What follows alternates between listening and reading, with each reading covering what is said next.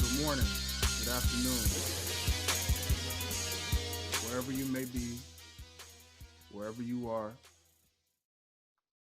This is your neighborhood Prince of Botch, aka Dwayne Dickey.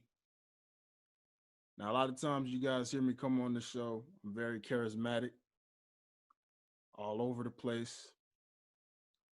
And I try to entertain you guys.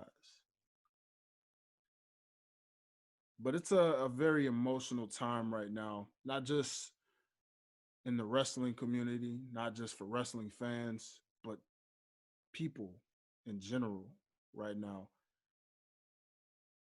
This is probably the most serious you will probably hear me on this very show. And I'm going to keep it as real as I can with everybody listening. So, this is just a forewarning that if you just enjoy wrestling and you're not one of those that like to step out into the outside world with certain issues, I'd recommend pressing pause and just listening to previous episodes that maybe you haven't heard, or just wait until the next exciting episode.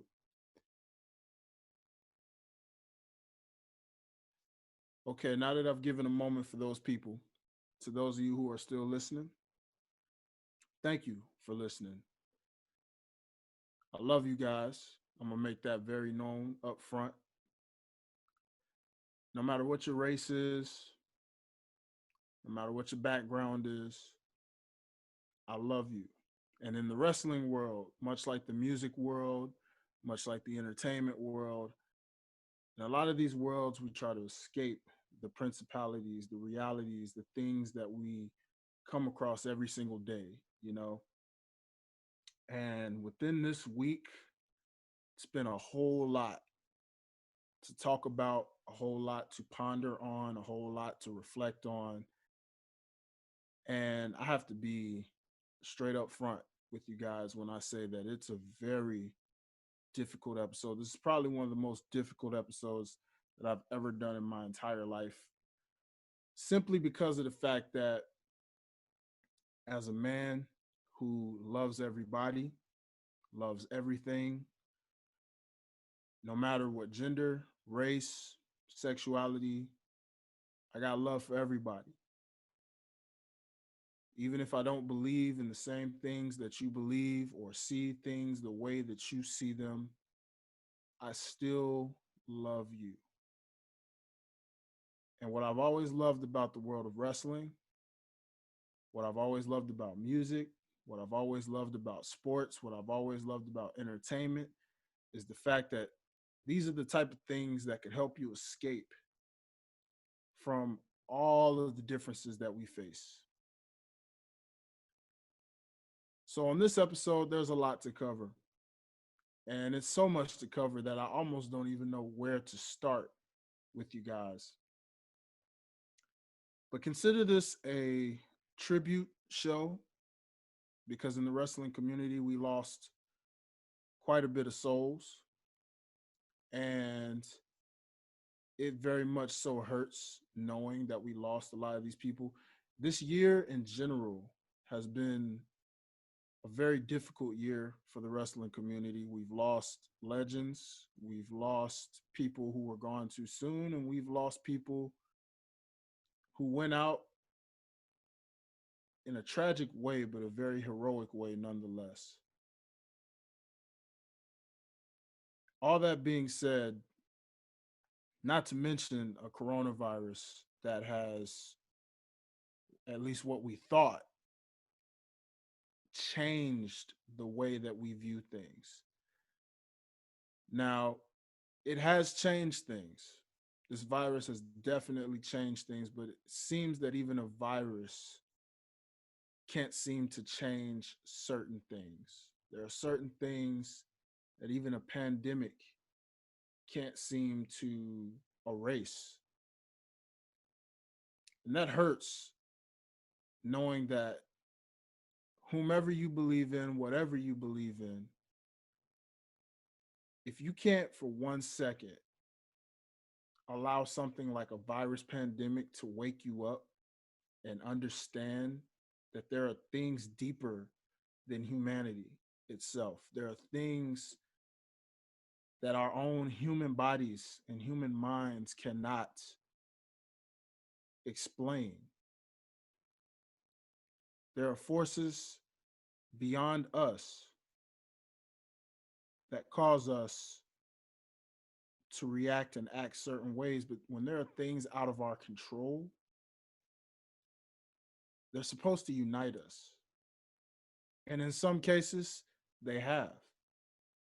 When I think about the 9/11 situation, I think about how tough it was. Yet, being so young, you saw what was going on, but you didn't realize what was going on, at least at my age, because of the time frame and the age that I was.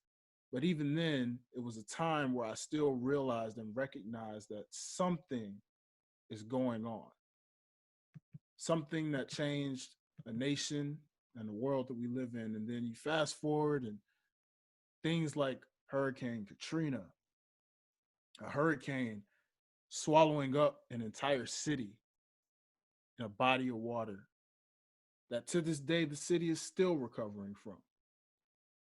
I think about Japan and the many tsunamis and the things that went on out there. I think about Haiti and the earthquakes and all of these things, again, outside of our own humanity. There are so many things bigger in the world that we go through and that we face that are literally out of our control. But when it comes to human intellect and emotion and all of these different things beyond our own nature, things that we actually can control, things like hate, bullying, racism, prejudice, false accusations, stereotypes, hate crimes, violence. All of these things are things that we literally can control. We may can't control hurricanes, we can't control earthquakes, tsunamis, tornadoes, pandemics. We can't control those things, but we can control how we act. And you ever seem to think that when something takes you away that is out of your control, that's a different story. But when there are things that take your life that you can control and you have to live with that for the rest of your life, along with the people affected on top of that, it's a hard pill to swallow.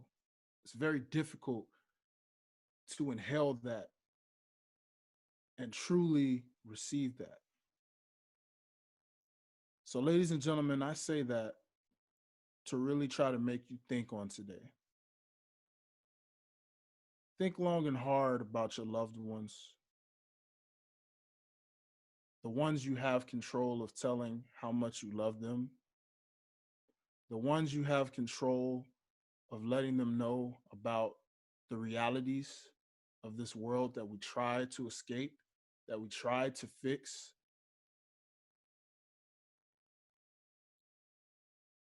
Take some time to really, really reflect and appreciate.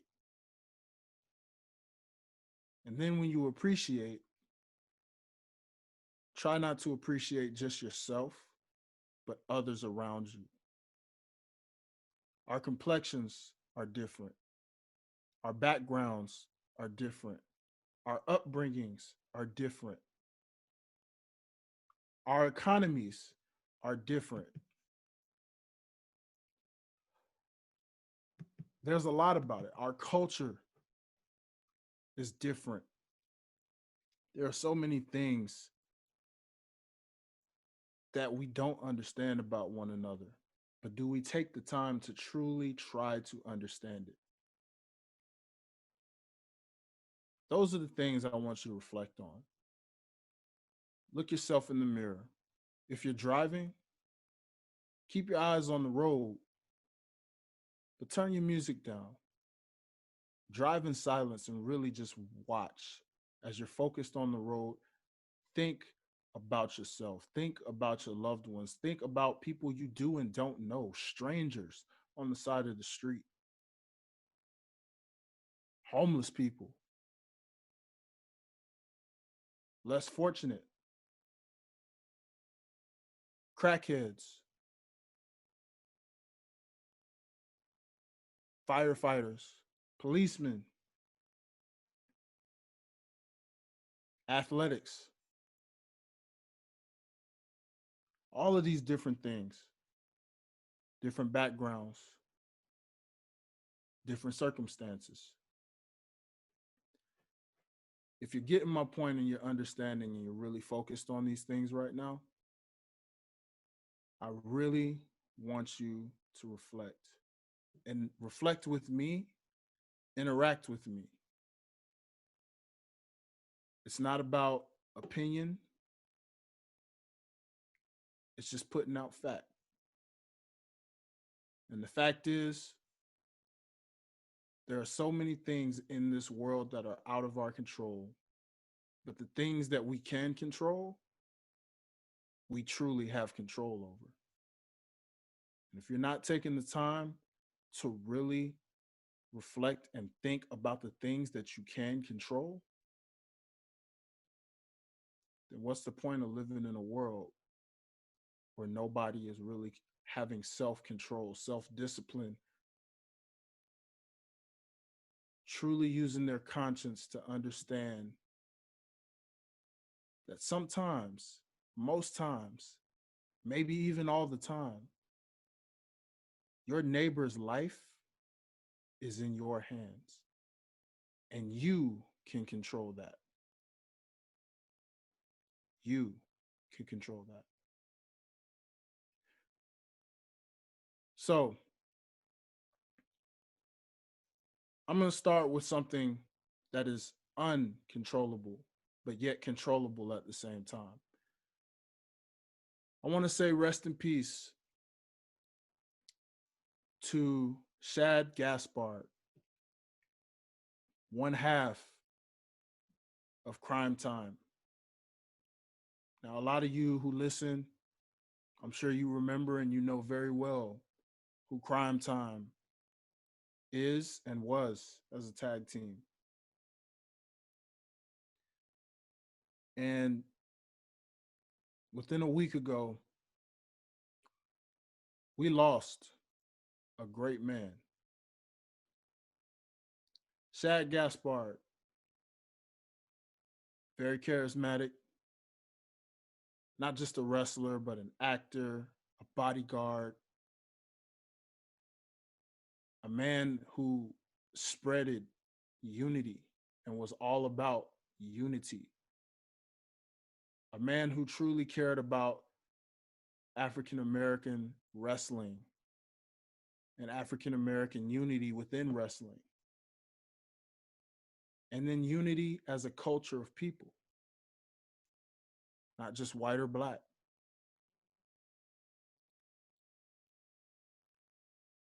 This man lost his life in the most heroic way possible. Him and his son, among other swimmers, were out in Venice Beach, swimming out in the ocean. And a riptide came across, pulled them away even further out to where lifeguards and a rescue team came out to rescue other swimmers. And Shad had a chance to save his own life. But instead, he told them, he ordered the lifeguards to go save his 10-year-old son instead of him, which they did. And before they could even get to him, yet another riptide wave washed Shad Gaspard away, and he was never found again. So, as I reflect with you guys on that, I want you to think about this after my intro that I just told you. Shad Gaspard, African American male. Who knows the colors of those lifeguards? But the fact that this man was with his 10-year-old son, ordered the rescue team to save his son before his own life, controllable. Riptide comes and washes him away to where he is never seen again, uncontrollable. One life saved, controllable. One life gone, uncontrollable. Ladies and gentlemen, do you see where I'm trying to go here? I want you to truly understand that there is a difference, and you are that difference. What you can solemnly control is what can save someone's life. Two lives could have been gone. And the fact that the father, the African American man, who was a father first, chose to save his 10-year-old son, the future, save him before you save me. And believe me, they tried. They tried to save Shad Gaspard. And what happened? The uncontrollable laws of nature. We can't control what the ocean waves do. We can't control any of that because that is out of our control. That is the laws of nature. Riptides happen all the time. As a person who grew up on the beach, I know those very, very well. You can't control what a wave does. You can't. But you can control when a rescue team is coming to say, you know what? I want y'all to save my son so that he can live, and then save me if you have the time. So I say, rest in peace to a fallen hero, a man who also, not that long ago, stopped an armed robbery in the middle of a New York street. An African American man, need I mind you, stopped an armed robbery. Yes, I have to make it known when I say African American because at the end of the day, to those who do know Shad, you know that he was African American. Yes, his life was gone, but it was not on a tragic standpoint of he was gunned down, kneeled upon his neck, none of those things. He went out like a hero,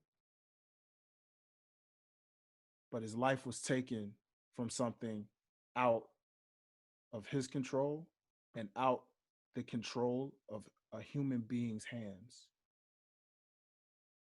You see where I'm going there, people? So I say rest in peace to Shad Gaspard. Thoughts, prayers, concerns, condolences go to the family, to the wife, the son, because Lord knows that it's one thing to lose a life from something that you can control. But when it's something that you can't control, it's a little easier to take in. It's still hard because a loss is never easy, but at least when you know we tried to save him, but you can't control the riptide coming. And when it comes, and it comes fiercely. That's something that is out of our control as human beings. So that brings me to my next controllable and uncontrollable situation. Hannah Kumara, 22 years old. Kumara had such a promising future, not just in pro wrestling, but maybe even in life. I didn't know much about Kumara at first, and unfortunately, it was not until her recent passing that I got to learn more about her. I watched an interview where she talked about her mother being a pro wrestler and how hard it was growing up to be the wrestler's daughter and how she didn't even want to be in pro wrestling at that time. Everybody would try to say, even her own mother would be like, hey, what about a career in pro wrestling? But she kept trying to avoid that, wanted to pursue a career in dance, wanted to just try to live life and find herself and be happy. Then she was finally proposed and hit with that idea of wrestling yet again, and she went ahead and gave it a try. Ladies and gentlemen, as you know, you've all probably read the stories, you've heard the stories, but recently, as of last week, her life also was gone too soon. Kamara wrote a suicidal letter on her Instagram page, and that was the last thing that she ever posted. And her life was tragically taken away by the ways of suicide. And what led her to go down this route, you say? The results of viral cyber bullying. Bullying has always been a thing over the years. I know that I dealt with bullying, but in my time of dealing with it, it was bullying in a physical standpoint. Social media was not around. It was an idea that was eventually coming, but it was not around.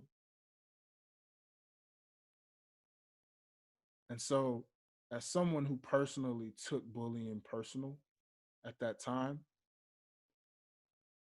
this story definitely weighs heavy with me. Now, I never allowed it to drive me to that point. It was always tough. It caused a lot of anger inside of me. And yet, still, somehow, I managed to always somehow overcome by the grace of God, not taking my life too soon. And as someone who is all about positivity, and whether you see me as Highlight Reel, the artist, Dwayne Dickey, the host of Life's a Botch, let me tell you that I see comments on Instagram and Facebook of the wrestling community. And some of you guys out there will say the harshest things. That person can't wrestle. That person is garbage. That person is trash. Why does that person wrestle? Don't get me wrong when I say that people are entitled to their opinions. Just like the NBA, the NFL, the NHL, the MLB, there are teams that you can't stand and you will never like. You may hate the Cowboys with all of your life, but will you ever honestly go on a personal Cowboys Twitter or Instagram and say the harshest, cruelest words to them despite how you feel about that team they play for? You wouldn't do that. You wouldn't. Now, if you're saying to yourself that you would, then that is the controllable I'm talking about. Because at the end of the day, no matter who you play for, no matter where you wrestle, no matter what you do, you have the ability to control the things you say and how you express them. You are entitled to your opinion. We do have freedom of speech, but you also want to use as much wisdom as you have. And if you have no wisdom, then I suggest you talk to some people, get with your close circle, people who do have wisdom, and check yourself. And if you can't check yourself, have those people with wisdom check you. Because at the end of the day, we are all human beings. What broke my heart most about this is because, again, for some reason, the women seem to get it worse than the men from what I've seen. What I see with sexual comments. I think about some of the guests that I've had on this show so far. Selena De La Renta, shout out to her. I think about every time when I'm on her Instagram and I look, go on her live, or when I just see some of her posts. Yes, she's a beautiful girl, and yes, she's a model and a incredible pro wrestling talent. But does that mean that we have to be so in our hormones to sexually try to make sexual inappropriate comments? Does that mean that if a woman is not as great in the ring as she looks, do we have to harshly talk about them as if we don't know what that person goes through behind the scenes? We don't know how hard they work to try to be the best performer that they can be. And again, I say this even with the males, even with male talent. If a person sucks to you, it's okay to say that, but watch how you say it. Watch the way that you word it, because you don't know that.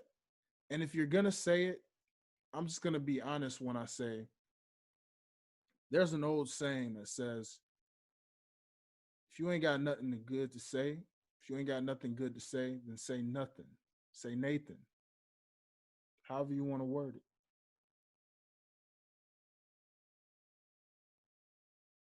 That same principle can apply when it comes to social media. Just because a person has thousands and thousands and thousands of fans, maybe even millions, doesn't mean that you can say what you want to say and it gets ignored. That you can say what you want to say and that person doesn't see it or hear it. Trust me, even with the busy schedules of a lot of these pro wrestlers, they see and they hear all. I want to shout out my man R Truth, who also was on the show. And I think about the times I talked to him and had the pleasure of just saying, hey man, I tweet you all the time.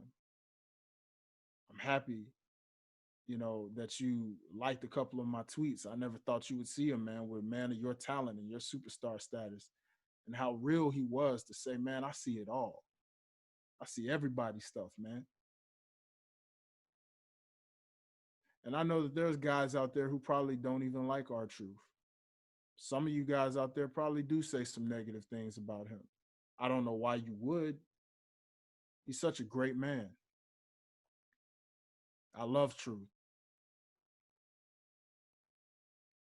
But that doesn't stop the fact that some of you out there probably don't. Maybe you hate him because he's a black man. Maybe you hate him just because you think he's irrelevant as a character, right? Maybe some of you hate him just because you just don't like him for whatever reason.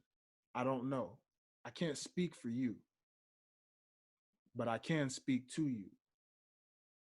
And I can speak to you to say that regardless of how you feel about someone, Be real with yourself. Watch what you say and how you say it. Because not everybody's mentally strong enough to handle what you say. And even the strongest of the strongest that mentally can handle it, when a lot of you guys are completely attacking them, you don't know what that's doing. I think about Nia Jax. And I think about the fact that, yes, she does a lot of harmful things sometimes in the ring. Yes, she's a little careless at times. Yes, she may botch a lot of move sets. But do you guys ever seem to think about the fact that she's still a very emotional woman? You ever seem to think about the fact that she's still a real human being with real feelings? And don't get me started on you guys out there who talk about Nia Jax and her weight, because I've seen those comments too. I've seen a lot of you guys out there talk about her size and how she's too big, she's too overweight, she's this, she's that. And Nia Jax, if you ever come across this, I want to say that personally, I feel like you are one strong woman, because I can only imagine what you go through on a daily basis when you see people attack you on Twitter because you botched in a ring, or because your size and your weight, that you suck, or you're just too overweight. I've seen some of those harsh comments, and I commend you. And I just want to say that I love and appreciate you. And even if I wasn't a fan of yours, I still love and appreciate you because of the fact that there's a difference between the character and the real human being. And that goes for any wrestler out there. Any wrestler that hears this, sees this, I love and appreciate you all. Whether I know about your work or not, whether I'm a fan of yours or not, it does not matter, because I can separate the human from the character. Roman Reigns, another example. You know, before he announced that he had leukemia, a lot of you guys couldn't stand this man. A lot of you guys wanted to talk about him, how he was shoved down our throats and how he was this, this, and that, saying all these harsh things about Roman and booing him at shows. Imagine how mentally strong and tough that man is. But then all of a sudden, when the man announces that he had leukemia, things completely changed. And all of a sudden, everybody started to feel for Roman. Then he comes back. You were rooting for him to come back, and he comes back. And now with the recent situation of this corona and the fact that he, since WrestleMania, has not shown his face on WWE television, and for whatever reason is not even acknowledged on WWE television, because of the fact that he chose his family first and the safety and well-being of his family and his own immune system. Some of you out there have harsh comments on him now. Call him a coward, call him all of these things, but as he addressed to you all very greatly, you don't know his situation. You don't know the fact that he just had some baby twins. That he's got kids at home, maybe his grandparents at home as well. You don't know his situation. So why would you judge him so harshly? So to the IWC, I say to you, get real. Yes, you're entitled to your opinions, but watch what you say and how you say them. We saw a 22-year-old woman take her life way too soon who could have had a very promising career. And because of your outrageous opinions, we'll never know. So do you see what I'm saying? IWC, controllable. That is a controllable. Anybody can type what they feel, how they feel. Can you say that to a person's face? Would you say that to a person's face? You probably wouldn't. The majority of you definitely wouldn't. Regardless if you would or wouldn't, the fact remains that you need to grow up, humble yourself, mature your mind, and use wisdom in how you say things. It's okay not to like someone, but also remember that there's a human being behind that character that you judge so harshly.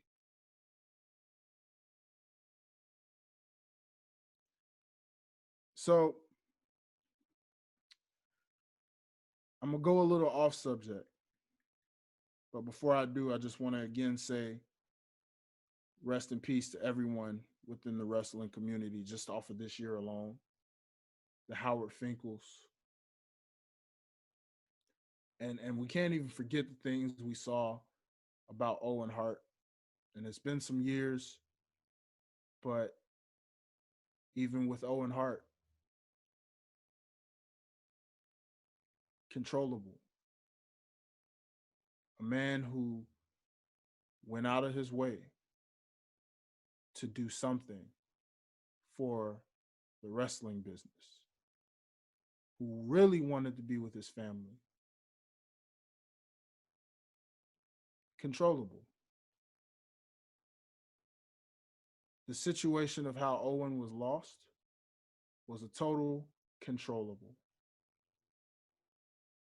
And unfortunately, because of what was controllable in that situation, it then turned into an uncontrollable.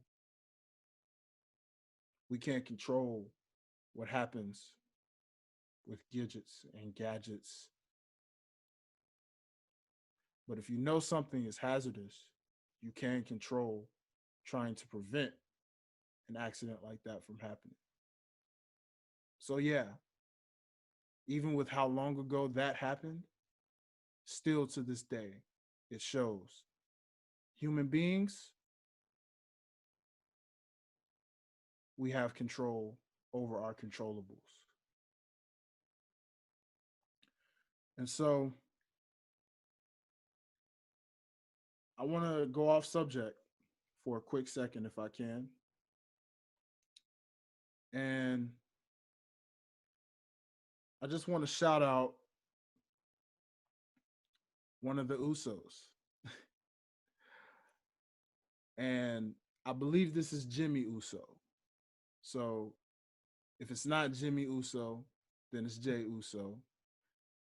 But they're twins.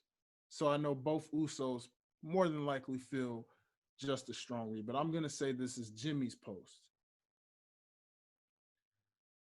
Now, before I read it, a lot of you out there know about a certain situation that happened. And I am a host of another show by the name of Timeout. And if you want to know more about this situation, make sure you subscribe and check out the show Timeout, brought to you by the OTS brand. But I want to touch on some of the issues that are non-wrestling related.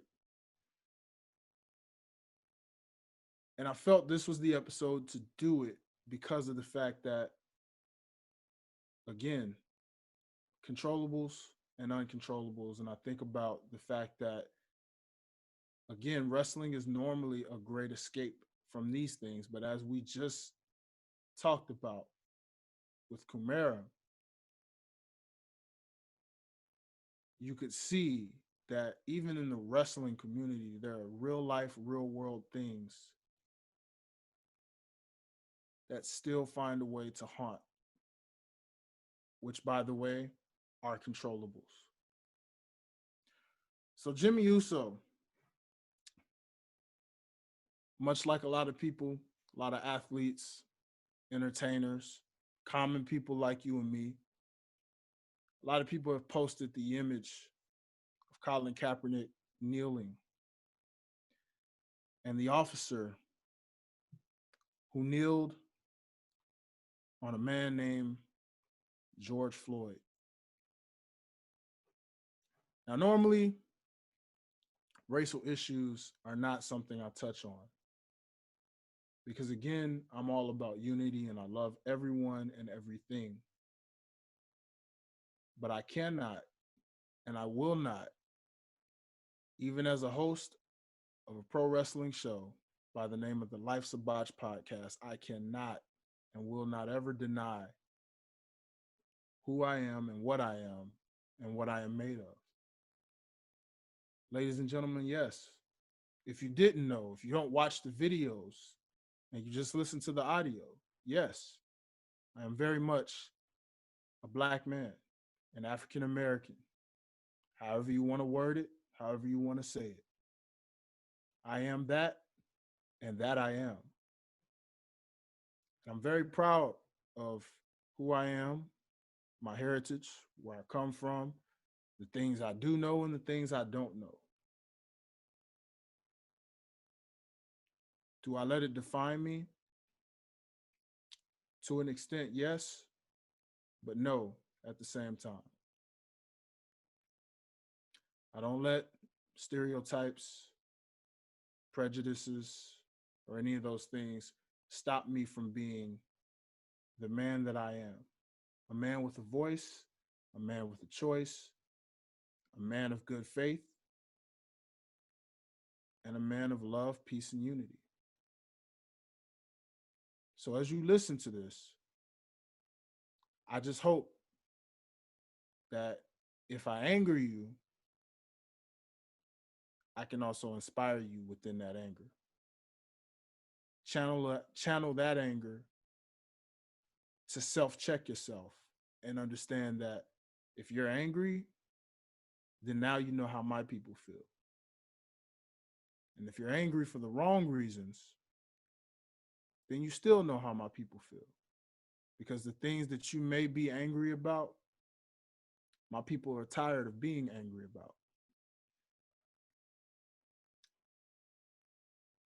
But shout out to Jimmy Uso because he made the following post. And I related to this post because I'll share my story, which I also shared on Timeout. So I'm going to share it with my Life's a Botch family. So Jimmy Uso at Usi Juicy posted up this image and he said, "Real talk. I never speak on these kind of situations, let alone post it.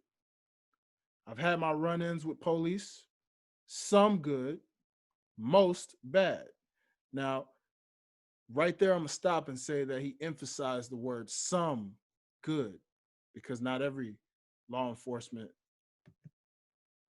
is bad. Most of them are good. I happen to be neighbors with a cop, and he's a very good man, a great man. We talk all the time. He's like family to me.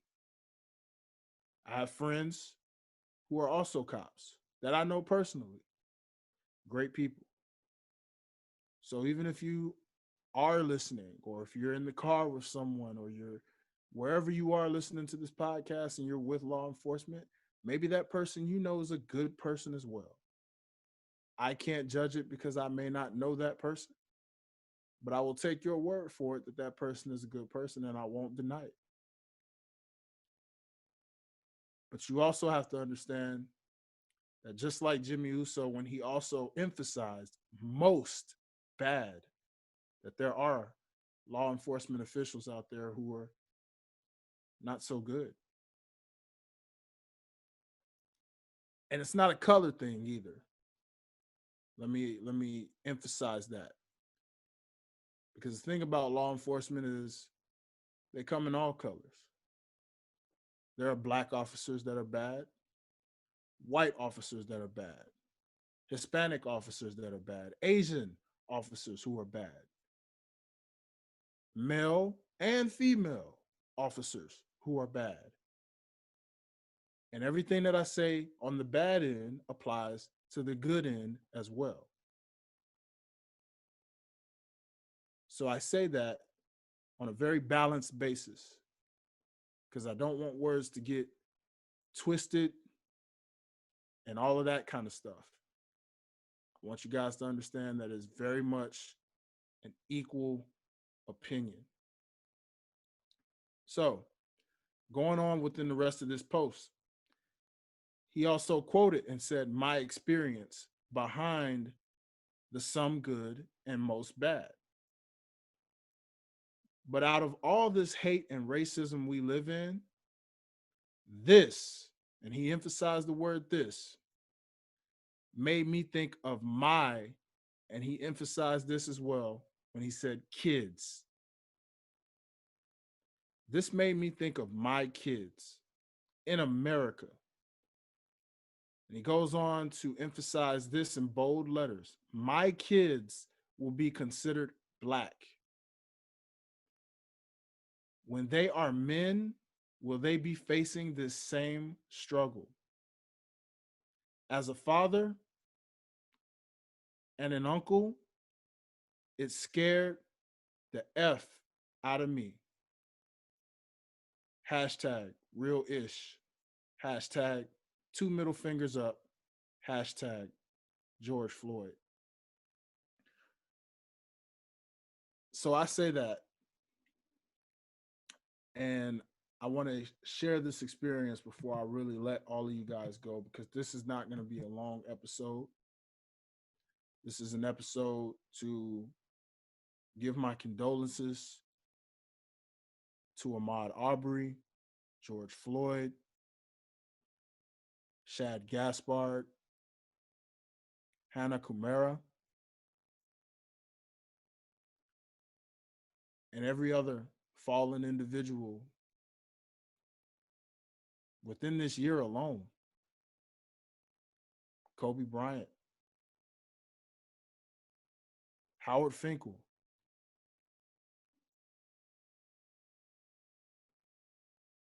Lil Richard. The list goes on that this has been a very rough year, an interesting year, because a year that has done its best to try to teach us about self reflection, loving our loved ones, appreciating our loved ones, appreciating those around us, appreciating the things that we had before Corona, such as large gatherings, large meetings, interacting and touching with one another. You know, going to concerts, going to restaurants by the bunches in large groups. All of those things that we took for granted. 2020 has been one big fat lesson of that. And yet, still, when repeated things happen, it makes you think of Tupac. Some things may never change. I am a component of the fact that I believe things can change. But at the same time, when things keep repeating themselves, it gets harder and harder to believe things will change and that things won't change until mankind, the world, is completely at an end. But I would like to hold on to the fact that we could really still change before this world is completely non existent. To whatever you believe and however you believe it, I'm a good Christian man myself. And I believe in the fact that the Father and the Son will return. And at some point, when that happens, can't get more united than that. Because whether we believe or not, judgment comes. But again, regardless of what you believe and what your background is, I know in the pro wrestling world, there's people of many backgrounds, people who are atheists, people of all of these things. I'm not here for the religious side of things. I'm not here for any of that. I'm just here to spread love and unity and understand and self reflect with people to see that we can control what we can control. But the things that we cannot control, that's out of our hands, and that's in the hands of the Almighty or whomever you believe in.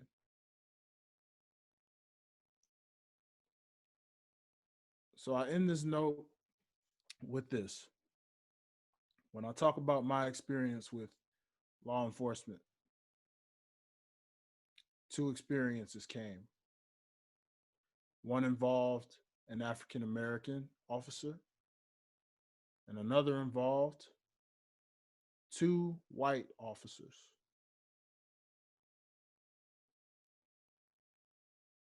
Now, the first incident was one that, in my defense, I could have handled the situation a lot better on my end.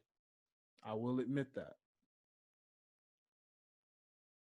Back home in my hometown of Memphis, Tennessee, I took a walk, a late night walk at that. And I went on to school property, not really thinking about it. I was just in my thoughts and I was reminiscing about a very elementary school that I used to go to. So I walked up to the doors, saw the lights were still on in there, and I just kind of looked through the windows, and for whatever reason, I tried to nudge the doors, thinking to myself maybe the school was open or something. I don't know. I was young, and it was something that wasn't wise on my part. So I'm giving you a true backstory so that you can understand the fact that certain situations are out of your control. Certain situations are in your control that you could have handled better. So, in the midst of that situation, I didn't realize that there was an alarm that activated those doors because even though they were locked, apparently me pulling on them caused an alarm to go off. I didn't know because it was very delayed. Nothing was going on. But then all of a sudden, after a while, I heard a lot of police sirens. I looked in the corner and I saw a whole bunch of police cars pulling up all of a sudden, and I freaked out. Freaked out hard because I didn't know what was going on. So need I mind you that it was dark. So I ran. I took off because they were on the opposite end, but I could see them. They couldn't see me, but I saw them. So I ran. I took off. And I didn't get that far, but I got far enough where I thought I was out of sight. I was breathing a little hard, because I took a nice little run. And on the opposite end, I tried to play it all cool. Opposite end comes an officer, flashes his lights, and he's like, "Hey, boy, what are you doing?" And he gets out the car, sees that I'm breathing heavy. So in his mind, he already knew I was running.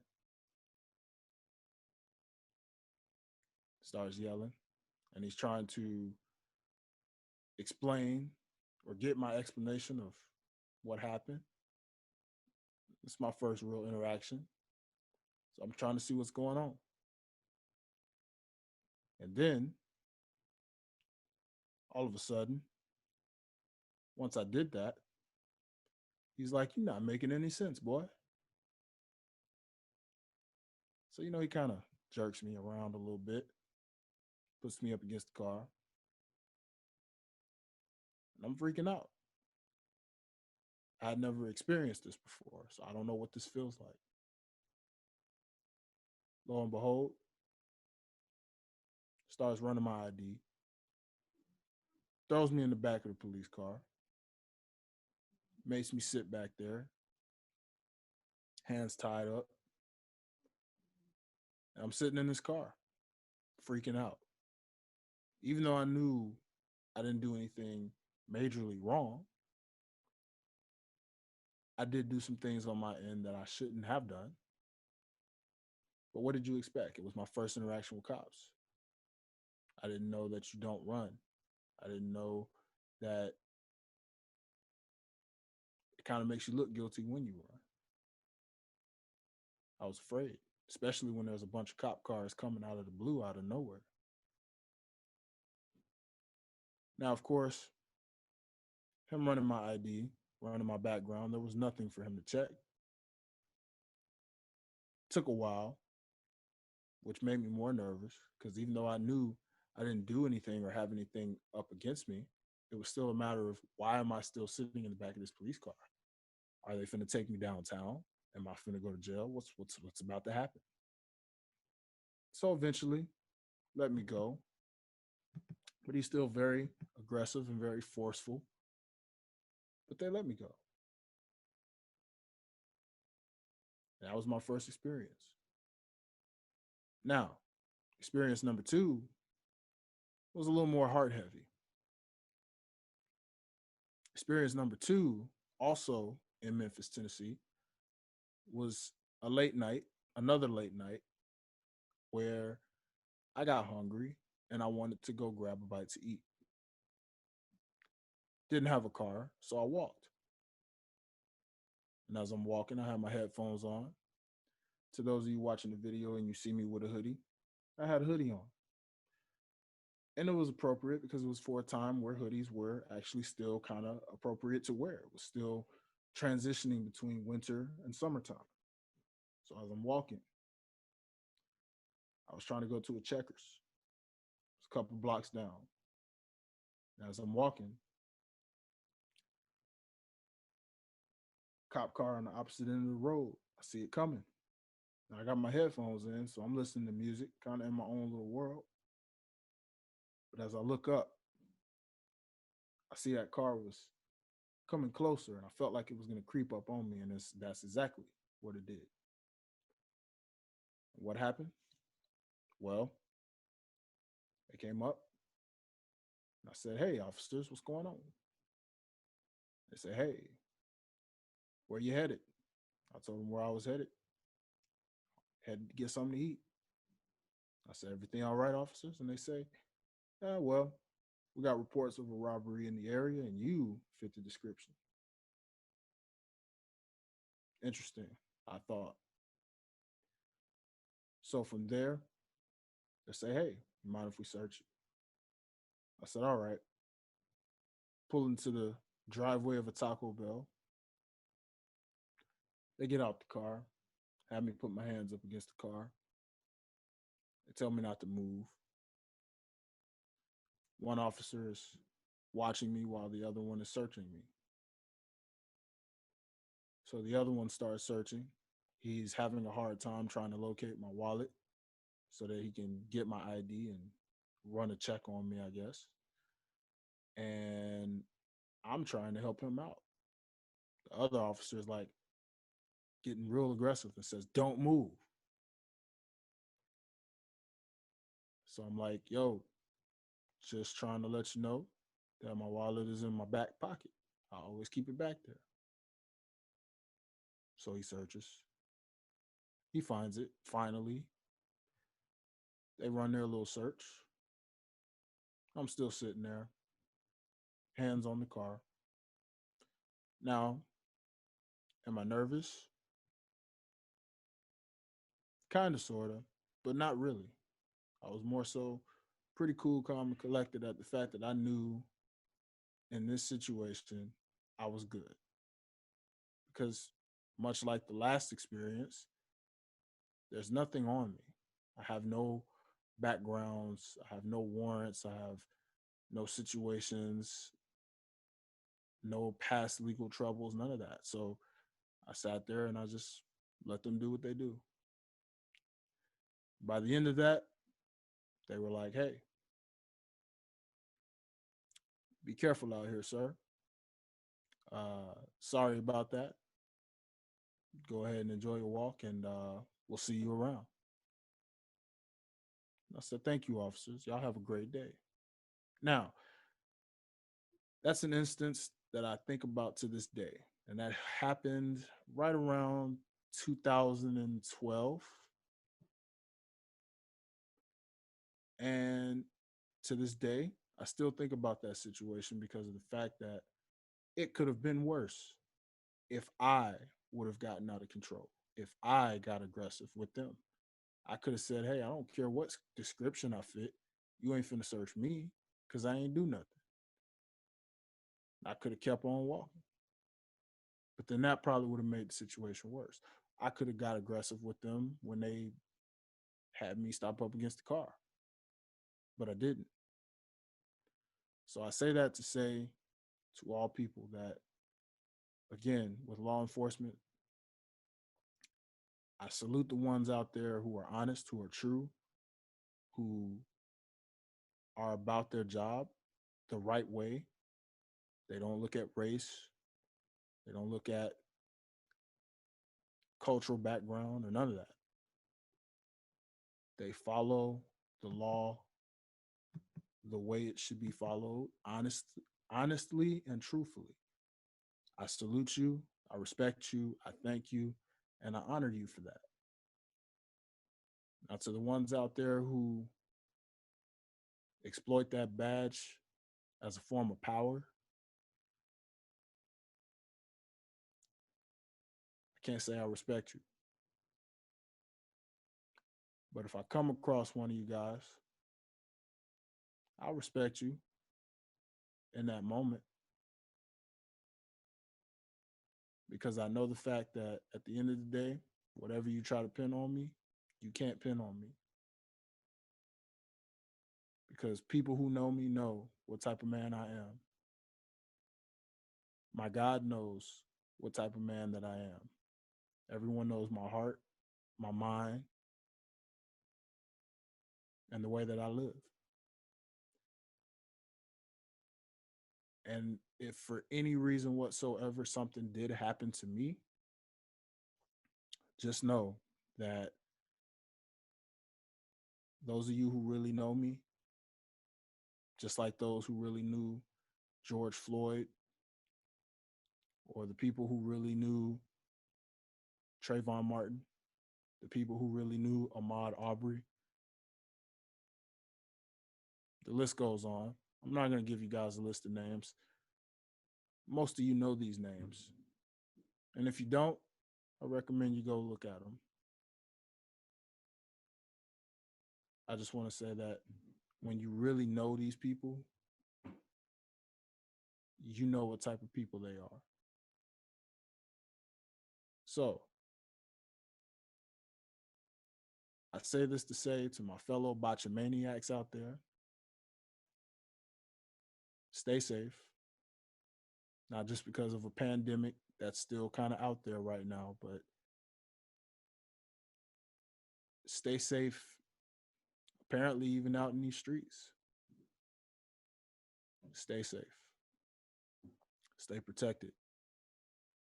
And no, I don't mean carry a weapon on you everywhere you go. Just stay protected in your faith and who you are. Cooperate. Be respectful. And also, just remember, you are loved. You are appreciated. You are important. And you are in control of what you can control. So reflect on yourself, regardless of what your color is, your race, your background. Look yourself in the mirror. Control what you can control. And trust God with the things that you can't control. This has been another episode of Life's a Botch. Make sure you follow me on Instagram at Dwayne Dickey Jr. and or at Life's a Botch podcast. And until the next time, I love you guys. And stay tuned. Peace.